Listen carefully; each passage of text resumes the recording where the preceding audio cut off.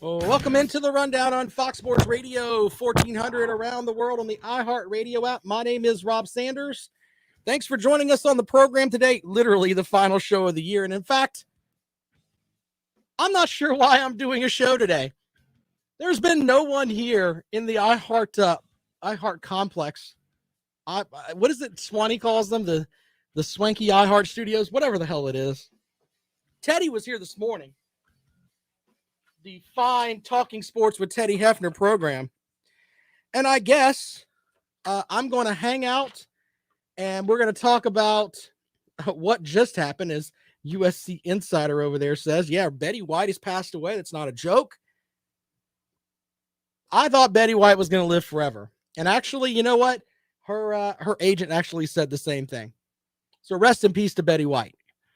I'm not going to talk the whole show about Betty White. We do have a sports program that we're going to get into today. First thing we're going to talk about, obviously, is we'll have later on my picks for the college football playoff games tonight. We got to do some congratulating and some moonwalking. I said, we'll start with that. I was actually wanted to talk about the South Carolina program and how I grossly undersold them all season. I said South Carolina would win 4 to 5 games. I think 5 games is where I had them tapping out. Carolina Jackpot, my dear friend online, all the Golden Girls are now in heaven. Good point, sir. Good point. But I have to moonwalk back what I said about South Carolina. It's that old time to get the hot sauce out and eat your crow a little bit here. I didn't think Shane Beamer could come in and have South Carolina winning more than 5 games this season. In fact, I thought if they won 5 games, that would be outstanding. I wasn't on the 2-win train like a lot of folks, but I thought 5 wins would be a big, big deal. And what did South Carolina do? They went out and they won 6 games.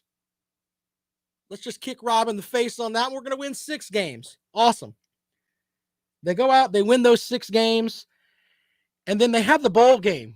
Now, after they've already kicked me in the face for the regular game, the regular season, I'm thinking they're playing in this bowl game. Man, they got to go beat Mac Brown, guy who's won a national championship, guy that Shane Beamer said schooled his dad. Yeah, they've got a guy that was supposed to win the Heisman Trophy at running back. A transfer guy from Tennessee that was supposed to run all over this South Carolina offense. Hey, you know what? All of that against them. Then yesterday, when I'm working on our best Gamecock coverage, Christopher Thompson and I get the news that the Gamecocks basically are picking people out of the stands to play in the secondary. They had everything going against them yesterday.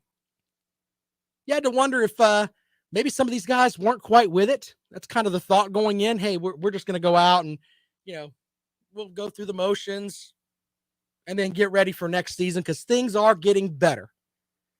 And with what's on the horizon, hey, you know what? Things are looking better for South Carolina. But let's just stop for a second and look at it from this perspective. For all the idiots, including me, who said, man, South Carolina is going to suck this season. Not really suck, but hey, a 5-win season is not what you want. I moonwalk my way back out of it. Shane Beamer has turned out and did a hell of a job coaching this team and getting them ready for the season. Now, I know there's going to be people that are going to say, but they played a bunch of dumpster fires, Rob. I don't care. They won 6 games in the regular season and a bowl game. And you know what? We should give them credit for that. We also, for the folks on Gamecock Twitter and everything else that want to get rid of Marcus Satterfield, you should probably take a step back and say, you know what? Maybe, just maybe, he might know what he's doing. That offensive performance yesterday was really good. And by the way, the guy that's going to come in and turn the knobs at quarterback next season, he said kind of one of the reasons he wanted to come here, according to what we've read, is because of Marcus Satterfield. So maybe we shouldn't hammer Marcus Satterfield as much. Shane Beamer mentioned that yesterday in his press conference. He said pretty much the same thing. So if we're going to sit back and say, maybe Shane Beamer knows what he's doing, which obviously he's proven that he probably does, then we should go under the logic that he knew what was happening at quarterback, and what he knew what was happening with the offensive system that Coach Satterfield is putting in here. B Bean Online wants me to give my picks. We'll do that in a little bit. Jacob says South Carolina surprised me in the bowl game. Credit to them. I can't read Michael Henderson's comment because it's not good for air. B Bean also says I'm not an idiot. Jacob says he came because of Shane Beamer. I mean, he was the offensive. Yeah, and I get that. I think a lot of people were upset the Gamecocks didn't crack that scoreboard against Clemson. But to be honest, Clemson ended up with one of the better defenses in the country. So there's that. What else can I do in my moonwalking segment here? I did pick some SEC teams to win bowl games. That's not very good. Man, some SEC folks are upset online. I was talking to Tim Frisbee, former Gamecock wide receiver who did our postgame show with us. And he goes, you know what, Rob, normally I would go back and forth with you on Twitter about that, but I can't do anything but just shut my mouth. Now, the dum-dums who have been going at me on Twitter on that are ignorant, and they don't understand the game of hut-hut. The SEC is 1-5 and quit in the bowl season. You can't argue that. That's what you are. Be what you are. Now, there are going to be people that pat it, and they're going to say, oh, but this and the COVID, it's a COVID year, Rob, and this team had to do. No. We go by results here on the program, and the results show for the bowl season, 1-5 and quit. That's where they're at. The SEC folks with the lower back tattoos that we've talked about, man, they're happy South Carolina won yesterday. Absolutely. And South Carolina is carrying the beacon for the SEC in the bowl season, and fans should respect them for that. Some comments from the chat room here. Alan says, Happy New Year, Rob. Keep on walking it back. Yes, sir. I admit when I'm wrong. Jacob says Clemson has a top 5 defense. Jacob also says, I don't care about the SEC. As long as Georgia wins, I am fine. We're going to pin that comment because that is the way that you're supposed to be. Good for you, Jacob. Support your team. And you know what? I'm gonna educate some of you folks on this. The folks that run around saying, but it just means more. I'm going to root for the SEC because that's what my grandpa told me to do. Yeah, those guys, those teams that lost, you know, the Auburns of the world, the Mizzous of the world. I mean, insert whatever. Let's say that you're a South Carolina fan. You think those teams wouldn't cut your throat in a nanosecond on the recruiting trail? They don't need your support. Throw all the support that you put behind this conference where they've got you thinking that it's a cult. Do you guys get a free haircut, I wonder? I don't know. Put all that into your team. And then hope that all these other teams lose. That's the way that it should be. But have that. The SEC's great. Yeah, okay. 1-5 and quit, ladies and gentlemen. I know that sounds harsh, but that's the way that it is. Some other comments. We may leave Blake's up there, Jacob's up there for a minute, because that just hits correctly. I'm going to get some t-shirts printed. Jacob's going to get one of them first. 803-978-1832. Brock with another good comment. I should keep this up here. It's like the comment section's on fire with reality as we go into the new year. South Carolina had a masterful game plan. They had a month to prepare, and it looked like they spent every minute of it getting ready. I understand that North Carolina was thrown off by DK, but South Carolina risked starting him. None of that matters, sir, about North Carolina being thrown off by him. Nope, I'm not buying that. South Carolina went out with a game plan, and they took it to them. They took it to him. Joey says, say it again, Rob. Yep, the Gamecocks dominated. I don't think you're going to expect me to try to hold a candle for North Carolina? No. Nope, that's not happening. Not happening. You know what you could take away from that game, though, is that Jaheim Bell, needs a lot more touches next season. Hopefully that'll get worked into the mix. And I tell you what, I don't know what, I mean, is he a tight end? Is he a wide receiver? I mean, H-back is the best term that I can have there. And I tell you what, for next season, if I'm South Carolina, I've got him and the young tight end that's coming in from Oklahoma. I've got two big targets that I can utilize to get that offense going. Now, Kevin Harris did announce that he's going on to the NFL draft. Great running back, did what he was supposed to do. And you know what else Kevin Harris did that I don't think a lot of people are giving him credit for? He played in the bowl game. He could have opted out. He could have said, you know what? I don't want to go play in this game up in Charlotte in the middle of the rain where there's a chance I could twist a hamstring or whatever. No. Kevin Harris played and went out and had a great game. So that's kind of out there too. And I know some folks are like, yeah, they should opt out. They should avoid injury. But you know what? Okay, I'm not going to heart people for not playing, but I can definitely prop up the people that do. And Kevin Harris was one of them.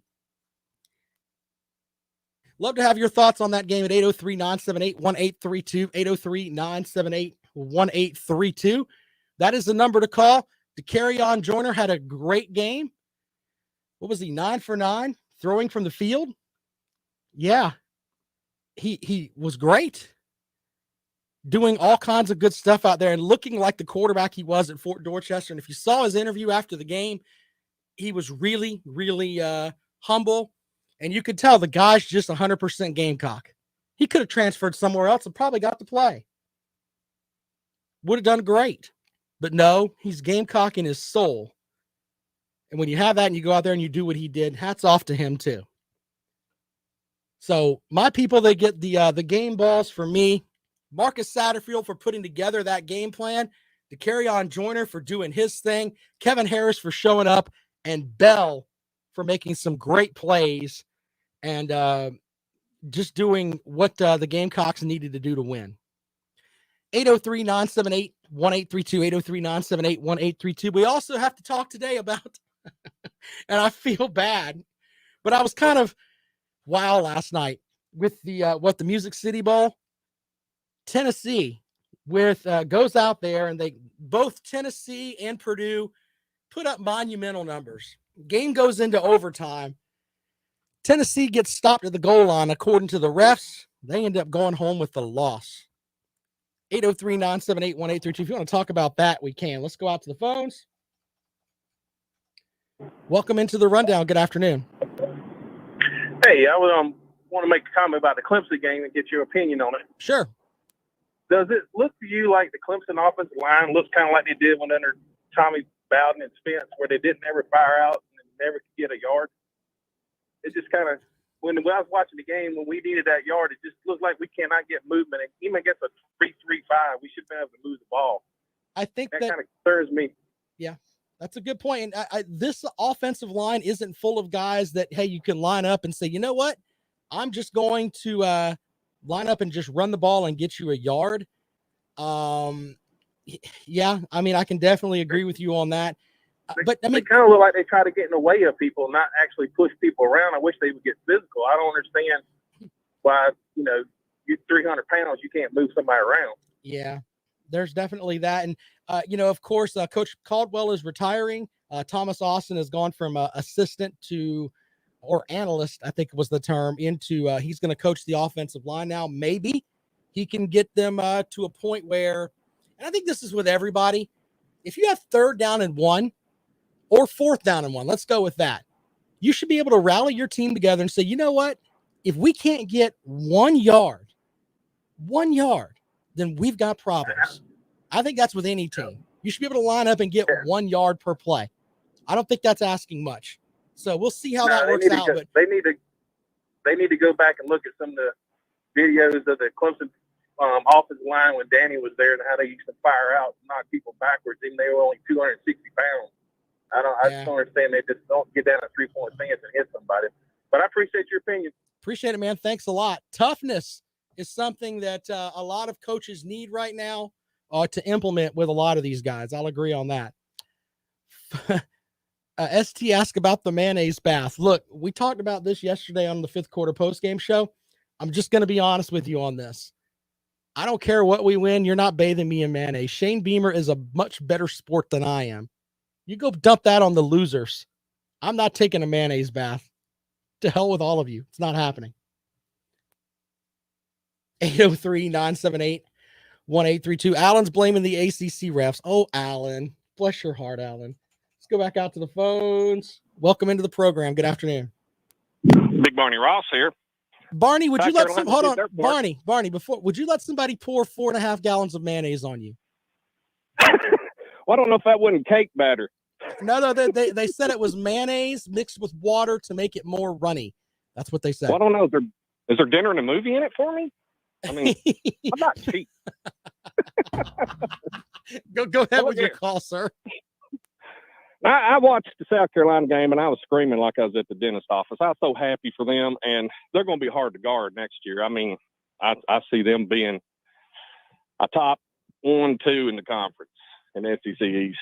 I think they're going to be really, really tough out for anybody that plays them. But Tennessee, I feel your pain. That same thing happened to Kentucky when they played us, you know.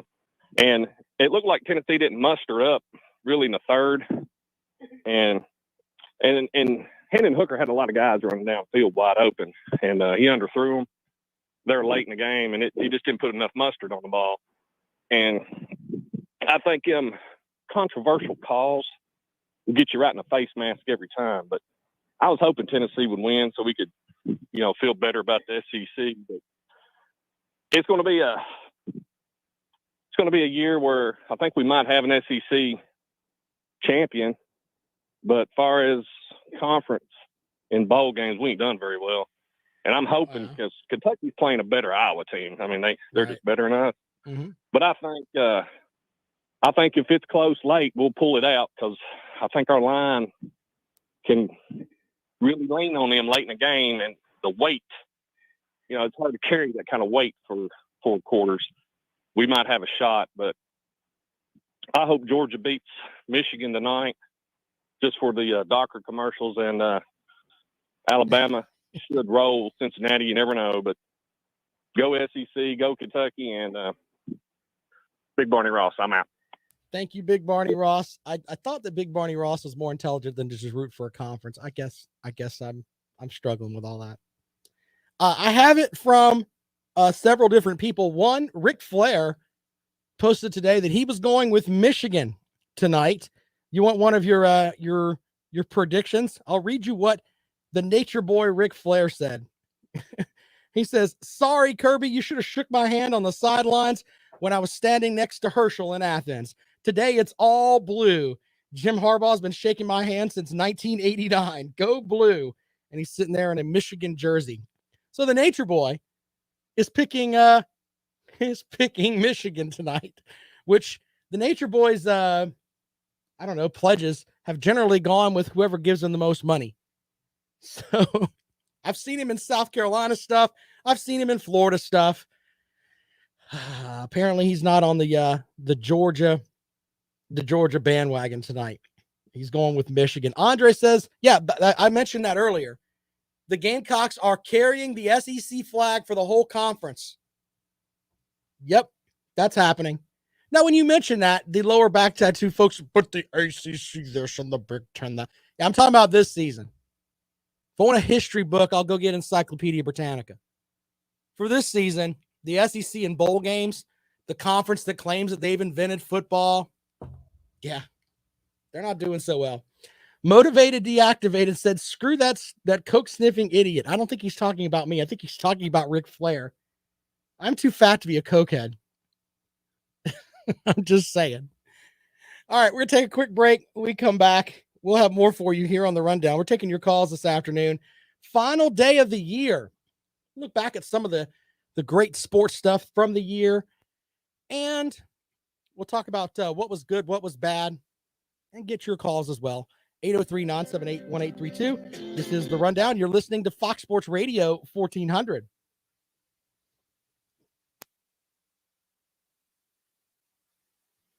Mustard. Thank you, Ash. That's funny.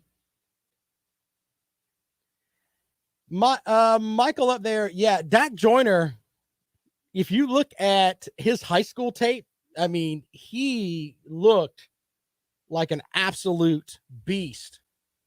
Hold on, I got to get the notes I printed.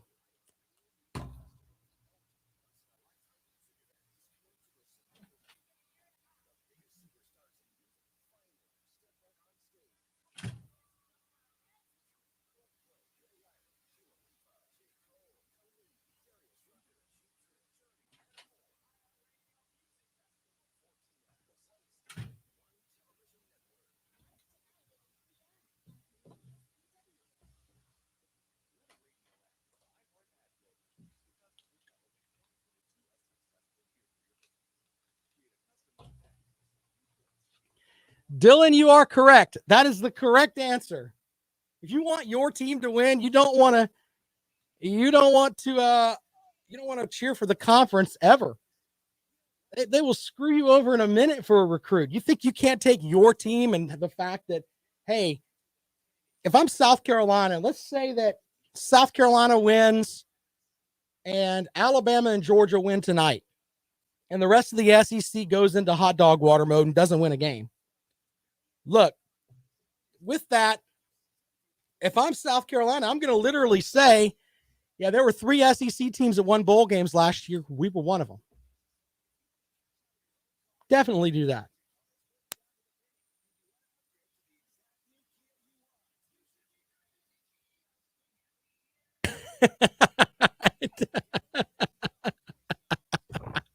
Very good, Ashley. Very good.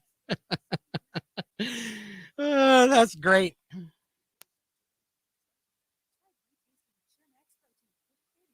There's a bold statement there. Show Mimo. I don't know who this guy is. With all them symbols, we're going to block that guy. See you later. Thank you, Ashley. You don't root for the conference. That's so stupid and backwards. I don't even know why people do that. And then they'll run down another conference to talk. Oh, well, the other conference went. That's just ignorance to the highest level. I think a lot of it comes from teams that go like 7-5, and they want to validate. Well, we went 7-5 because we played. And in reality, a lot of times they didn't play them. Like South Carolina didn't play Alabama for like 9 years. But Andre says he hopes Bama and Georgia lose. Good point, sir. Good point. See, we can get along, Ashley. I just don't understand the carpetbaggers. That's the term we'll use.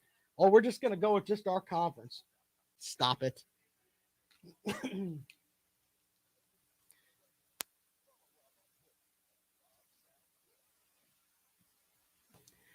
803-978-1832, 803-978-1832. That is the number to call if you would like to join us here on the Rundown. One great comment today. Ashley says, thank God Kirby Smart won't have Cheez-It dust or mayo on him after his Dogs win tonight. Good point, sir. And he says, I agree about not cheering for the guys we have to recruit against. That's just dumb as hell. Exactly.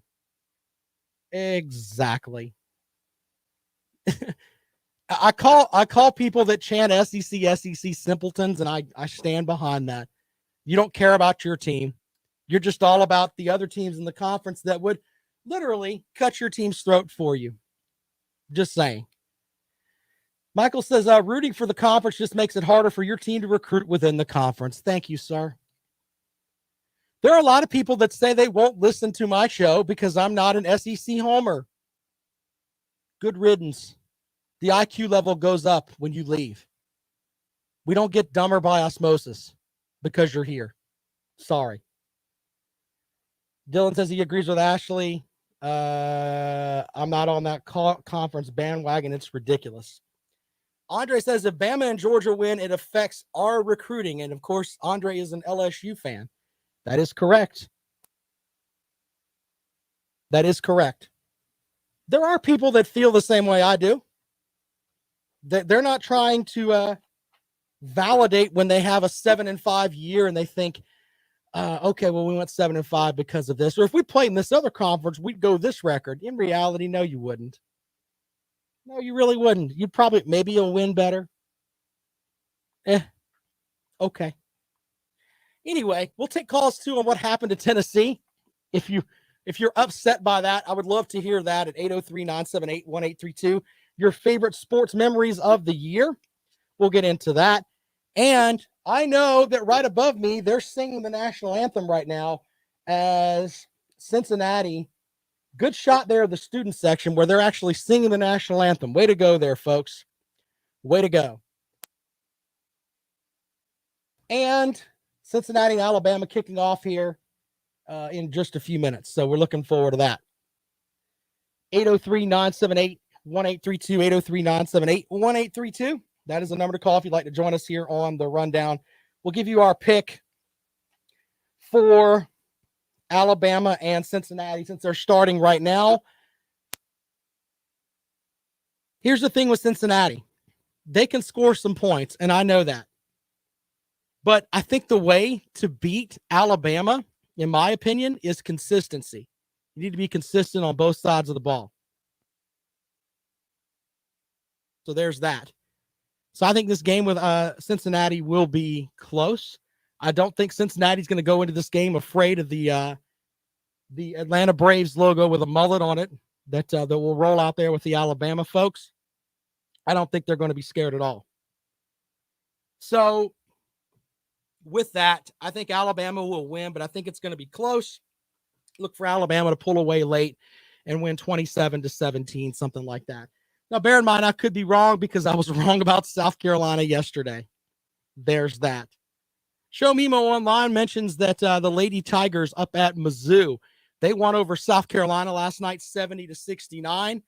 It's like an unranked win. They had a bunch of players that were out. They only played 7 players. Dawn Staley's team wasn't exactly with it last night, and I think she pretty much said that in the press conference. We'll learn from our loss. But a big win there for the Lady Tigers. Interesting stat from that game. 8-4 is the record for Mizzou against South Carolina. All 4 of those losses came at Mizzou's arena. They're pretty tough up there at Mizzou on the ladies basketball front. Anyway, yeah, I got Alabama winning that game, the early game. So there's that. 803-978-1832, 803-978-1832. As long as Alabama fans don't call in today, Mumbles McGee.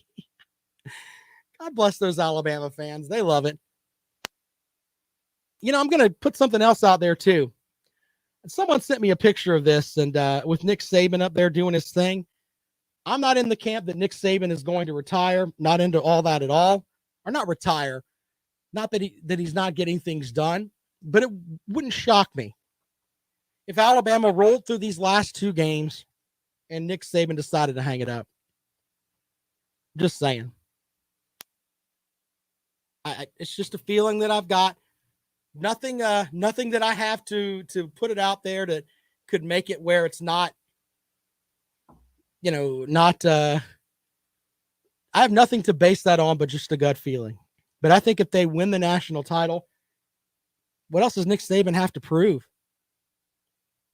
So there's that. Ashley says consistency and a couple of takeaways, interceptions on Bryce should do it. Yeah, if they want to pull off the upset.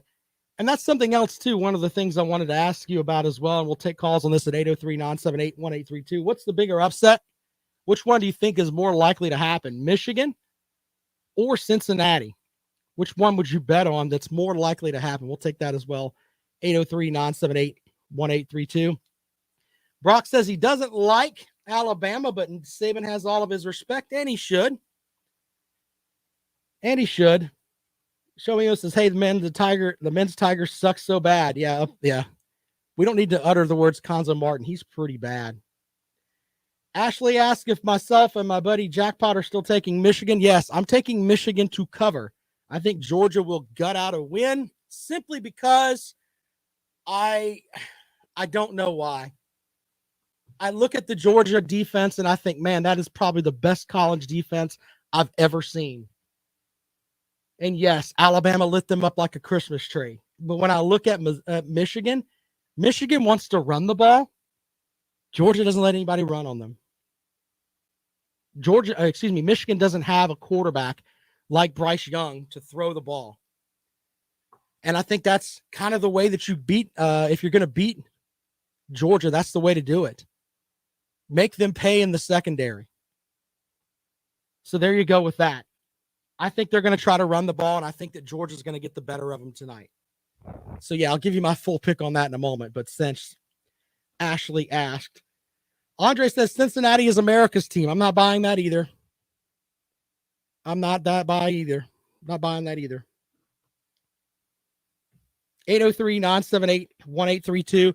My wife just texted me and said, is it awful that I'm full on ugly crying because Betty White died? Ugh, my poor wife. 803-978-1832. We'll be right back in just a moment on Fox Sports Radio 1400.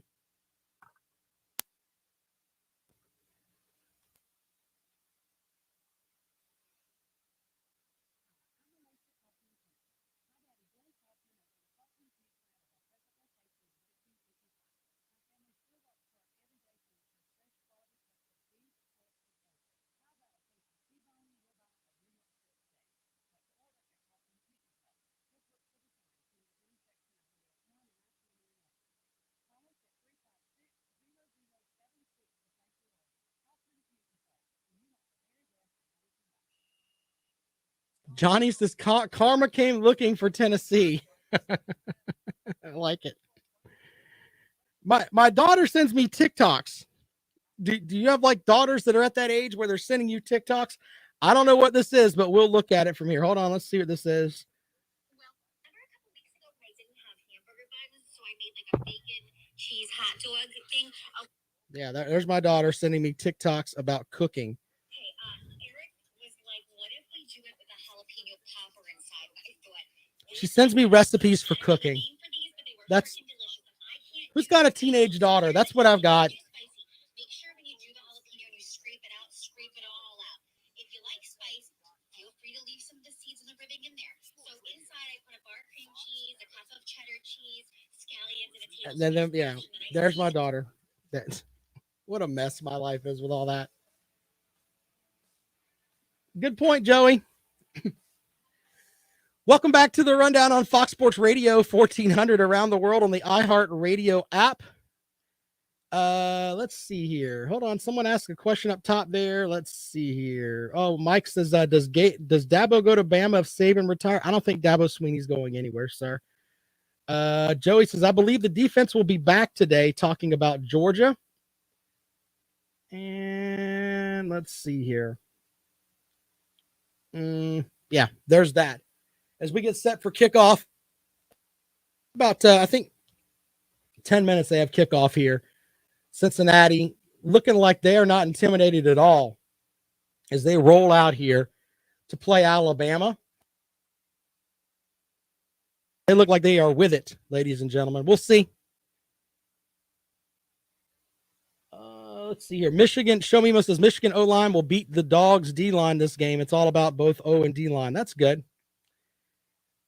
Brock says Tennessee has such a gimmicky offense. Team will expose them over the next couple of years. That's valid too.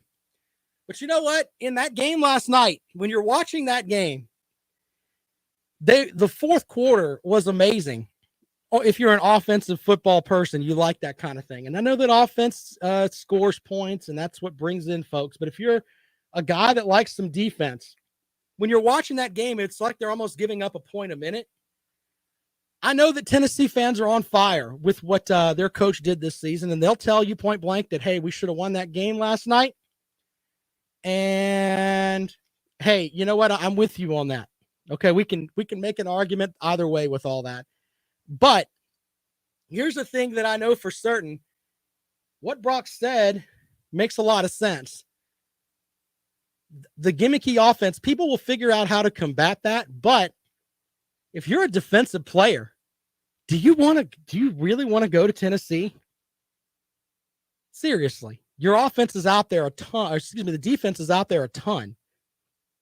And I think there's definitely some stuff with that on the front of, hey, the defense gets worn out every game. It gets worn out every game. And I think that's going to be Tennessee's downfall. I think they're going to be a team that goes 9-3. That may be the ceiling for them. 9-3, 10-2. Good, great years, by the way. Let's make sure that we understand that. But I think they're going to need a lot of help to get to that championship level, simply because a lot of times that defense is going to be wore out, especially as you get towards the end of the season. 803-978-1832. Some good back and forth there between some LSU fans and Georgia fans in the chat room. Andre says, LSU, I could care less about the rest of the SEC. Ding, ding, ding, ladies and gentlemen. Full of the good folks today that love their team and not just a conference. You guys are awesome. The listeners of the Rundown, their IQ is like 30 points higher than any other show. Guarantee you with that.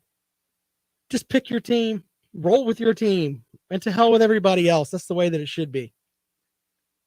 Justin says the SEC is 1-5 in bowl games. At least Gamecocks won the bowl game. Go Gamecocks. Yes, the SEC is 1-5 and quit in bowl games. Good point, sir. Dylan says he doesn't like the Tennessee offense. I'm not impressed, and I think their defense will only get worse. You're right about that. You are right about that. 803-978-1832. I was telling the folks in the chat room during the break, my daughter's got this thing where she sends me TikToks now. So that's my life.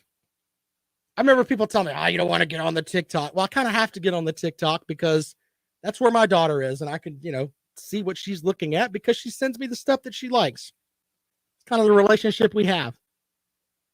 My teenage daughter sends me stuff on TikTok. Most of the time, it's Elmo singing something like singing Rick Ashley's song, I'm Never Gonna Give You Up. It's stuff like that to be mocking. But a lot of it's cooking stuff too.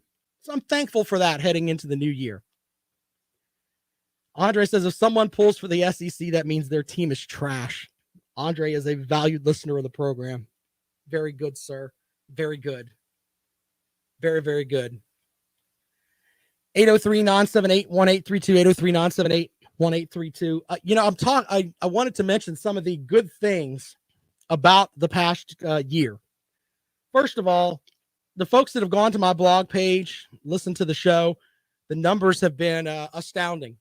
If you just look at compared year over year, I could give you the total numbers, but then I'd have to explain it, and it's just, I don't want to do math on the radio. But the folks that listen to the show, I appreciate you. The folks that support the show by going to my blog page, I appreciate you. Sometimes I say things that make you mad, but then you still come back, and I'm fine with that. Because I am a jerk wrapped up in a Teddy Ruxpin. That's kind of the best way to look at it. If you're my friend, I'll fight for you forever. But I can be a jerk. But I do want to give you this one story today that is one of my favorite things that happened in sports this year. And it comes from tragedy. So let's go with that first. But it's one of my favorite things from the year. Tate Myre was a young man that was one of 4 students who died in November in the Oxford High School shooting. Okay? There were other students involved, including Madison Baldwin, Hannah St. Juliana, and Justin Schilling. Now, I feel bad for all those young people whose lives ended that day due to the fact that someone went through the school and started shooting people. And I don't want to have gun debate with you. It's not really my thing. I think that we can do that at another time. I support folks that have guns. Let's leave it at that. But here's the big thing with this. All of the kids were running away from the shooter. Tate Myre was a young man that was 6 foot, 195 pounds, 4.4 speed in the 40, 3.9 GPA, and was considered a physical player as both a running back on offense and a linebacker on defense.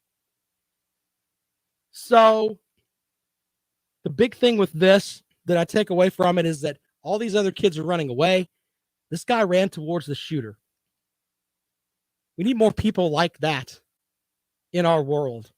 I know that sounds silly, but we need people like that. Here's the best part. 247 Sports has named Tate Myre an honorary 5-star recruit in the 2023 recruiting class. They said, hey, we're going to name you one of the top guys there. Michigan State gifted an honorary offer to Myre, who was announced by Coach Mel Tucker as part of the early signing period activities. And he said, a Spartan dog is defined not by the plays that they make on the field, but by the character they exemplify, the leadership they bring to their team and their community, and for extraordinary individuals like Tate Myre, their heroism.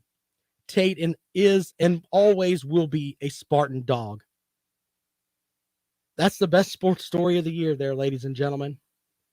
Young man who won't have that opportunity to get to play college football. He's going to have the opportunity to, at least his family knows, he was thought of enough to be an honorary 5-star guy for 247 Sports.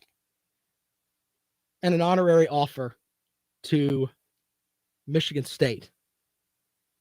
The world needs a lot more Tate Myres. 803-978-1832. If you want to talk about what I talked about there, I'm going to take a quick break. Kickoff just happened in the Cotton Bowl down in Dallas. No score, Cincinnati and Alabama. We'll keep you updated on that game as we roll along here. Final show of the year. This is the rundown on Fox Sports Radio 1400.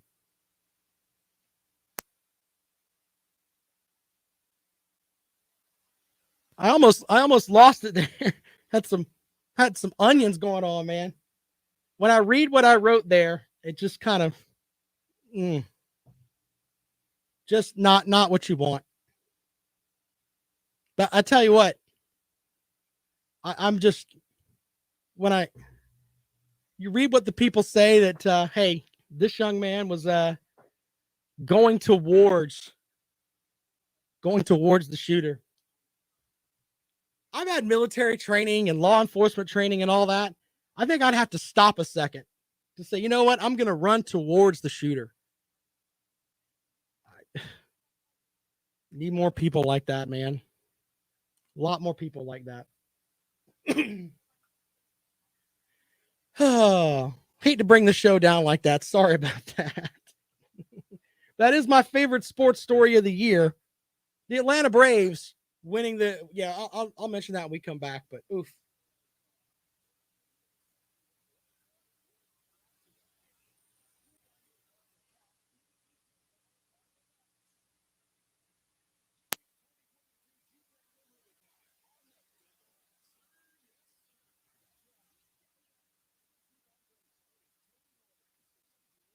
Wow. Look at Cincinnati getting into the backfield there. They're going to get worn out. Yeah, it's a big story there, Ashley. The kid was basically said, "Oh, that I'm going towards him. Him, the guy that's shooting." It ended up costing him his life. I get that, but oof.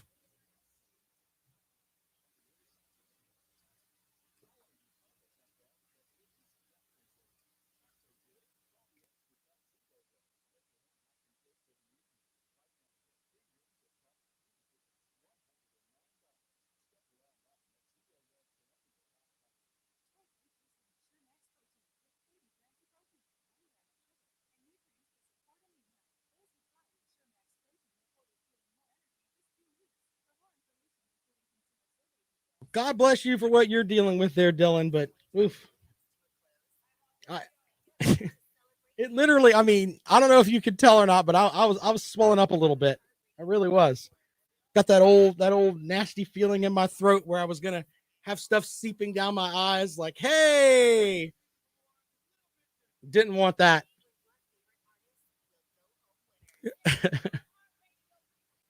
Didn't mean to break up on you guys. God, I never want to get to a point where I cry on the radio. Don't want that. But I almost did there. Almost did.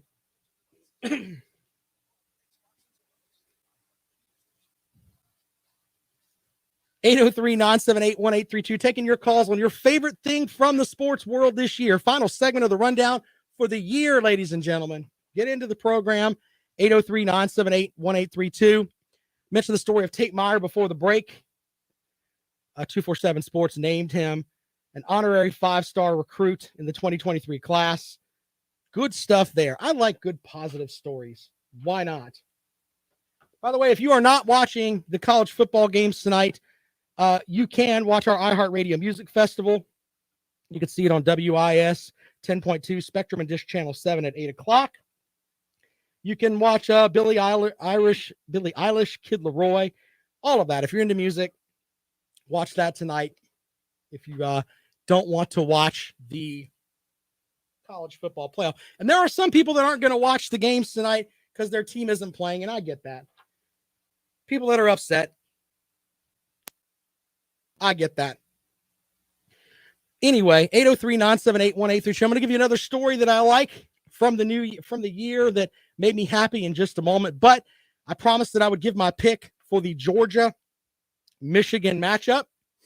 I mean, I could just go with Ric Flair, who picked Michigan for, no real reason. He just picked Michigan because Kirby Smart didn't shake his hand. Let me give you some numbers here on why I think that Georgia's going to win.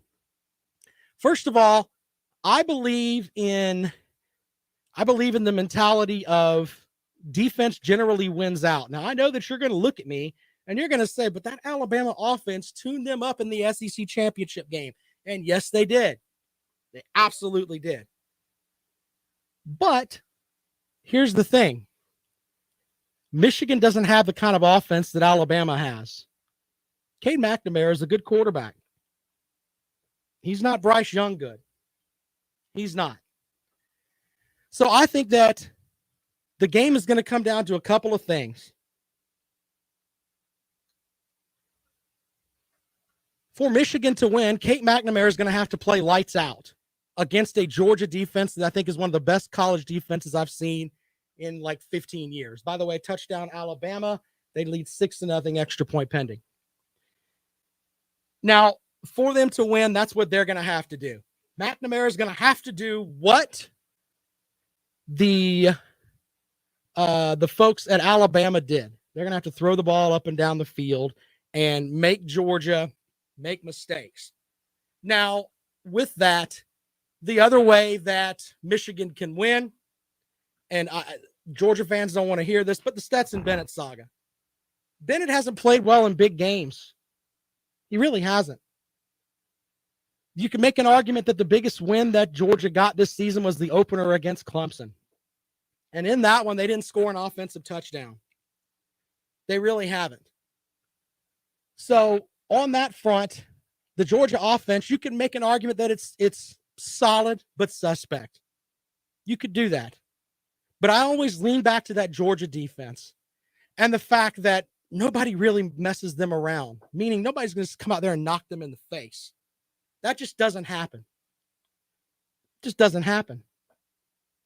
So Michigan's going to try to use that vaulted running game they've got against the Georgia defense that is one of the best rush defenses in the country. I'll go with the Georgia defense there. They will overcome Stetson Bennett at quarterback. They will overcome the fact that I don't think that Kirby Smart's a great second half coach. I think they're going to overcome all of it. And I think they win tonight.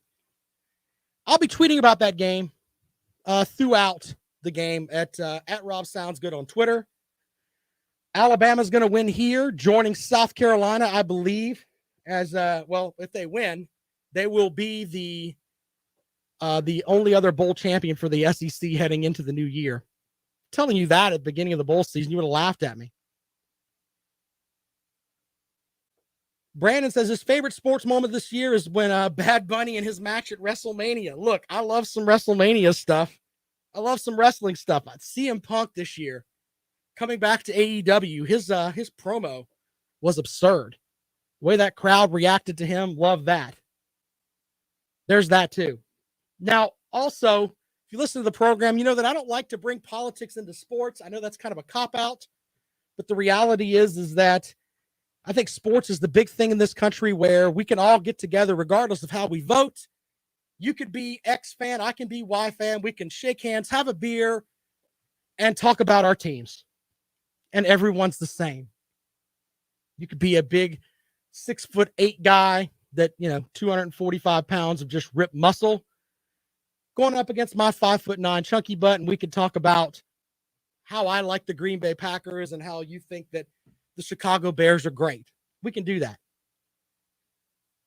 So I don't like bringing politics into any sport, but one of my favorite moments of the year was the Atlanta Braves were supposed to have the All-Star game this year. And with Hank Aaron passing away, it was just going to be let's just talk about how great Hank Aaron was and all the great things that Hank Aaron did without using steroids and everything else. That's what it was supposed to be. It was supposed to be a big, wonderful shot of Hank Aaron and how great he was for the city of Atlanta and how great he was for baseball in general. Now, there were some folks that were upset about election laws in Georgia who, let's be honest, if you're on either side of it, the other side's going to get hurt regardless. What I mean by that is that the people that don't, that maybe disagreed with the election laws, they still paid the price of not having the All-Star game in Atlanta. But it was a perception deal with the commissioner. Oh, we don't want people thinking that Major League Baseball thinks this way. I'm not getting into the politics of it. I'm just saying each state has their own way they do elections. That's the way we've always done it. If you don't like it, then get people in office that can fix it. And apparently that's what happened in Atlanta or in the state of Georgia. I don't really know. But here's what I like about it. They had the All-Star game. Then they come back. The Atlanta Braves were under 500 in August. They went on an amazing run. They picked up some guys that were considered pretty good, but at the time you look at it and their general manager, Alex Anthopoulos, said, hey, you know what? I think we've got enough. They lost Ronald Acuna Jr., and I remember reading that before I came into work, thinking, oh my goodness, they lost Ronald Acuna Jr. Their season is over. Freddie Freeman is going to be a free agent this year. This may be the last we see of that great Braves team. What'd they do? They went and picked up some guys, Jorge Soler, a couple of other guys. Their bullpen with Matzik and all those guys ended up coming together, and they went into L.A., and they beat L.A., and they went to the World Series. Amazing. They get to the World Series, and they beat the Houston Astros, who were a better team on paper. The Los Angeles Dodgers, in theory, were a better team on paper. That didn't matter to the Atlanta Braves. They were a scrappy bunch. They went out there, and everybody and their brother kind of kicked them in the teeth and said, you know what? They were ranked as like the least likely to make the World Series, to win their pennant. Yeah, that didn't matter. They won that. Then when they get to the World Series, they're like, oh, everybody, you have very few people outside of myself. And I think Teddy Hefner liked the Braves too. But as far as just the baseball product on the field, nobody wanted to pick the Atlanta Braves because they didn't want to be tied to whatever election laws they have going on in Georgia. So everybody was like, Houston's going to win in 6. And what happened? The Atlanta Braves beat the holy hell out of Houston, and they won the World Series. It's my favorite moment of the sporting year, period. Without a doubt. After the young man, Tate Myre, with what I had today. The stuff that I wrote to tell you about the Braves here, I wrote that like a month ago because I was so proud of what the Atlanta Braves have done. Being someone that watched the Atlanta Braves when they sucked, absolutely sucked in the late 80s. And they were terrible. And then going through the 90s, and they had all that talent, and they won one World Series title. Then they come back again this year with a team that wasn't nearly as talented as the team from 95. We could have that argument at one point. But then what happens? They win the World Series. My favorite moment of the year. So there you go with that. I want to make sure I remind you folks, the show's on Twitter, at Rob Sounds Good. Also download the podcast. My buddy, Lawton Swan, who is doing better after the COVID, he will be back with you here today. He'll have some good stuff for you as well. As we wrap up the year. Of course, where is I don't have, like, they keep changing my stuff here. Where did it go? There it goes. Lawton Swan is next. Stop looking at me, Swan. Find him on Twitter at Clemson Sports. I'm on Twitter at Rob Sounds Good. We will see you on Tuesday.